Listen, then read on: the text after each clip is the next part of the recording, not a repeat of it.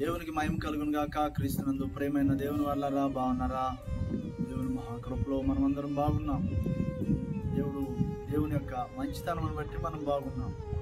కొంతమంది అనుకుంటారండి, నేను తీసుకుంటున్న జాగ్రత్తల వల్ల బాగున్నాను అనుకుంటారు, నేను కలిగి ఉన్న స్థితిని బట్టి బాగున్నాను అనుకుంటారు, నాకున్న మరి పలుకుబడిని బట్టి బాగున్నాను అనుకుంటారు.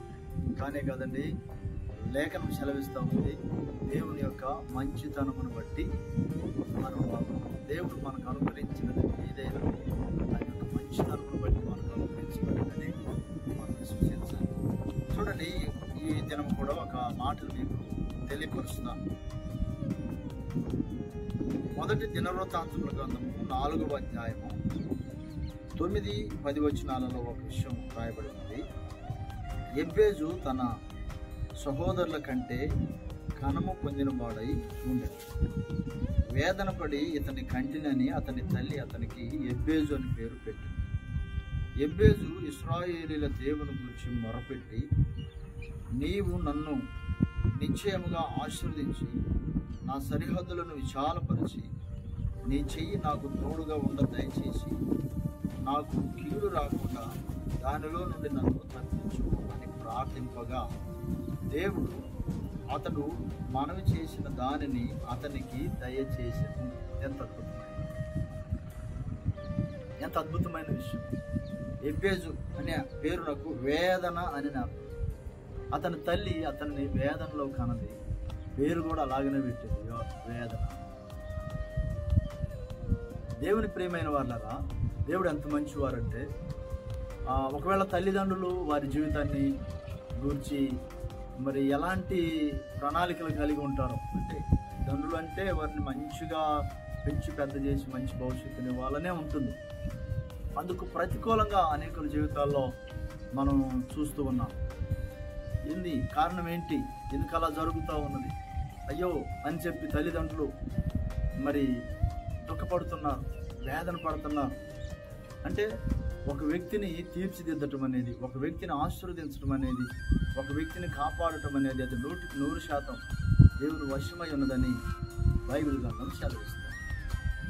మంచిది, బిడ్డల్ని మంచి దారిలో నడిపించాలి, వారి కొరకు సమకూర్చాలి, వారిని బాధ్యత తీసుకొని పెంచాలి, ఇవన్నీ మంచిదే, కాదని కాదు. అయితే దేవుడే సహాయకుడు, దేవుడే సమస్తం జరిగిస్తారు, దేవుడే వారిని తీర్చిదిద్దుతారు. ఇతని తల్లి అయితే వేదన పడింది, కన్నింది, ఇతని భవిష్యత్తును గురించి మరి వేదనతో ఉన్నది. అయితే ఇతనైతే మాత్రం ఒక అద్భుతమైన నిర్ణయాన్ని, మంచి నిర్ణయాన్ని, ఒక అద్భుతమైన దేవుని దగ్గర తీసుకుంటూ దేవుని వైపు తిరిగి దేవునికి మొరపెడతా ఉన్నాడు, అంటే ప్రార్థన చేస్తూ ఉన్నాడు. అయ్యా, నీవు నాకు తోడై ఉండి నా సరిహద్దులు విశాలపరిచి నీ చెయ్యి నాకు తోడుగా ఉండ దయచేసి నాకు కీడు రాకుండా దాని నుండి తప్పించుము అని ప్రార్థింపగా దేవుడు అతడు మనవి చేసిన దాన్ని అతనికి దయచేసి. ఎంత అద్భుతమైన దేవుడు అండి. అవును, ఒక మనిషినికి అవసరమైనది దేవుడు ఇచ్చుటలో ఆయన ప్రేమ కలిగిన వారు, ఆయన జాలి కలిగిన వారు. తప్పకుండా ఆయన దయచేస్తారు, ఆయన మనవి ఆలకిస్తారు. కనుక కొంతమంది మరి అపార్థం చేసుకునేవారుగా, సిగ్గుపడేవారుగా, దేవుని అందుకు వచ్చేటట్టు భయపడేవారుగా ఉంటారు.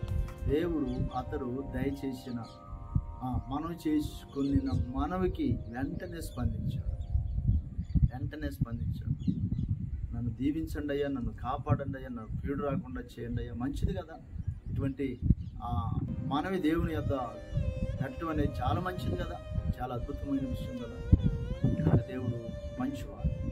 మరి నీ యొక్క పరిస్థితి ఏమయ్యాను, నీ యొక్క ఆ స్థితిగతులు ఏమయ్యాను, నీ యొక్క అవసరతలు ఏమయ్యాను, నీవు కూడా ప్రార్థన చేసి విశ్వాసం ఉంచి దేవుని మీద ఆధారపడితే అడుగు వాటి కంటే, ఊహించు వాటి కంటే అత్యధికంగా చేయగలిగిన దేవుడని నీవు కనుక విశ్వసిస్తే దేవుడు అద్భుతం చేస్తాడు.